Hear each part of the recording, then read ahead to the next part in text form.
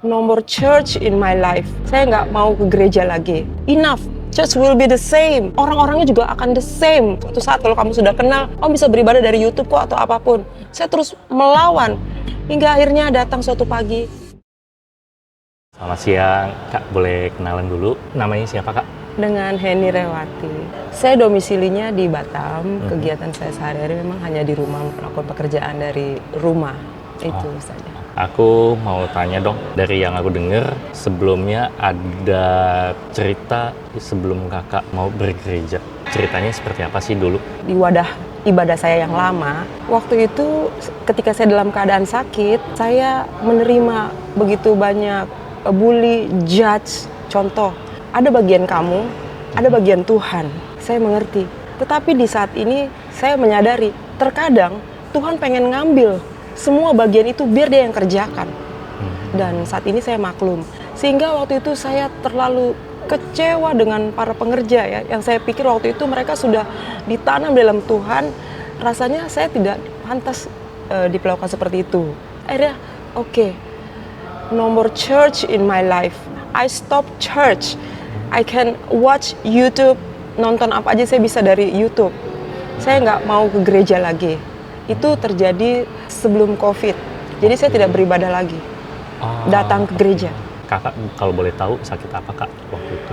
Waktu itu sebenarnya saya ada sakit mioma. Tetapi yang paling mengerikan itu bukan miomanya, perdarahannya. Saya mengalami perdarahan 2 kali di tahun 2023 dan 2022. Dan di proses itu selama kakak sakit, siapa sih yang nemenin kakak selama kakak sakit? Tidak ada. Setelah itu mereka hanya tahu saya sakit, tapi kunjungan apapun tidak ada lagi.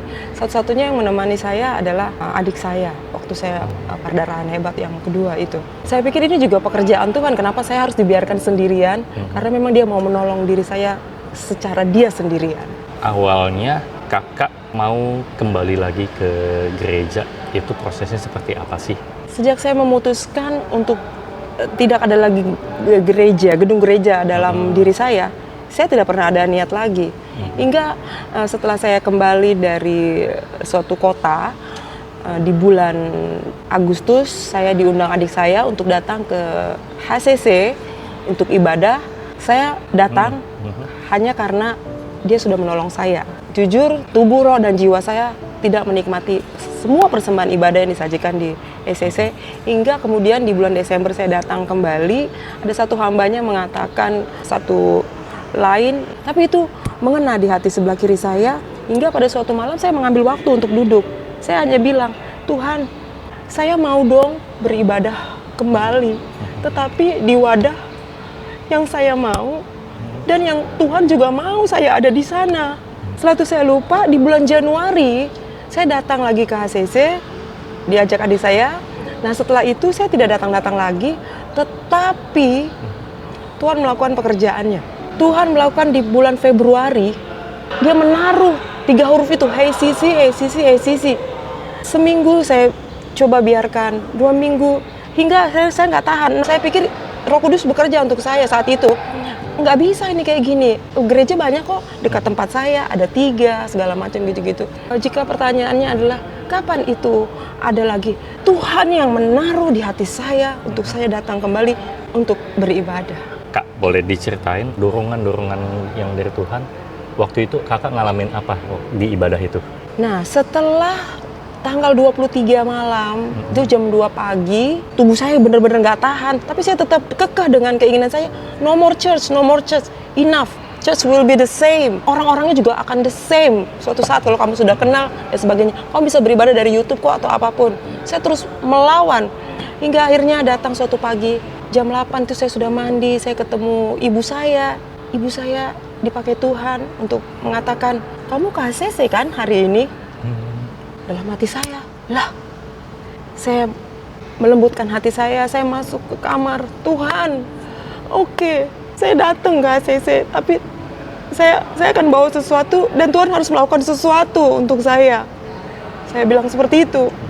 Lalu saya benar-benar sadar, saya bisa memperhatikan sekeliling, saya merasakan salaman, saya merasakan angkat tangan, saya bernyanyi, otot-otot saya bergerak gitu. Hingga khotbah dibagikan yang slide-nya banyak-banyak itu nggak ada filter masuk ke telinga saya. Saya benar-benar diremukan Tuhan saat itu. Hingga khotbah selesai, rasanya Tuhan belum selesai dengan saya. Sampai akhirnya saya ingin melanjutkan tangisan saya di rumah. Dan puji Tuhan, saya benar-benar remuk karena doa hambanya waktu itu, remukan Tuhan, remukan. Itu adalah luar biasa pekerjaan Tuhan saat itu untuk saya. Saya dari rumah bersepakat, Tuhan juga bersepakat, dan Tuhan melakukan peremukan total untuk saya saat itu. Hingga akhirnya saya mau jatuhkan persembahan. Saya masih ingat waktu Tuhan bilang doa pagi itu, pergilah kamu ke ACC. Seseorang juga akan berdoa untukmu di sana. Saya mau jatuhin amplop persembahan, nggak ada yang berdoa buat saya, Tuhan. Tapi saya akhirnya jatuhkan, saya lewat, saya bertemu dengan hambanya, Ibu Lili. Saya bercerita tentang ini, bagaimana saya bisa ada di ACC. Itu bukan karena daging saya yang mau, tapi Tuhan yang mau. Saya lama nggak ibadah.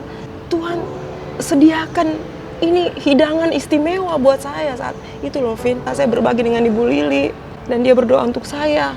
Tambahlah, saya lihat kebaikan Tuhan saat itu. Kakak pas di momen itu, apakah ada sesuatu pesan yang mungkin langsung merubah keyakinannya kakak, pesan untuk diri kakak sendiri waktu itu? Pesannya adalah Tuhan selalu mengasihi saya dan saya tidak menyadarinya. Saya kecewa dengan pengerja karena saya melihat mereka dari kacamata saya. Saya tidak melihat mereka dari kacamata bagaimana kalau mereka bertemu Yesus. Demikianlah Tuhan Yesus melihat saya bukan sebagaimana saya. Dia melihat saya bagaimana saya mengalami perjumpaan dengan Yesus. Dan itu terjadi saat saya ada di HCC. Dan apakah ada komitmen baru gitu kah untuk diri kakak sendiri ke depannya? Komitmen ada. Saya mengatakan dengan Ibu Lili, Ibu, ini HCC adalah satu wadah yang disediakan Tuhan untuk saya. Ini nggak main-main untuk saya ya. Saya komitmen, saya akan dibentuk, ditanam di HCC. Dan saya minta Tuhan buka pintu untuk saya juga bisa jadi berkat di HCC. Karena Tuhan sudah sediakan berkat itu buat saya.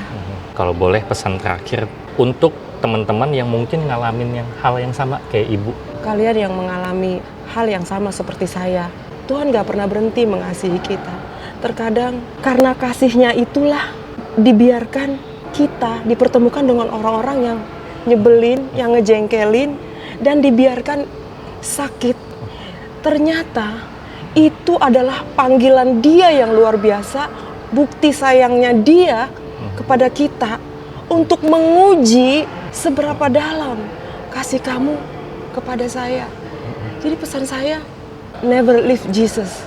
Apapun yang akan terjadi, itu adalah bukti kasih sayangnya Dia. Karena setiap manusia harus diuji kasih sayangnya kan, Vin? Betul nggak? Iya. Thank you banget Kak Heni atas sharingnya.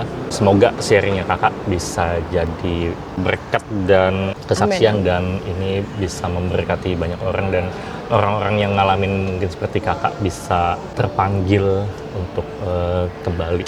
Thank you Kak.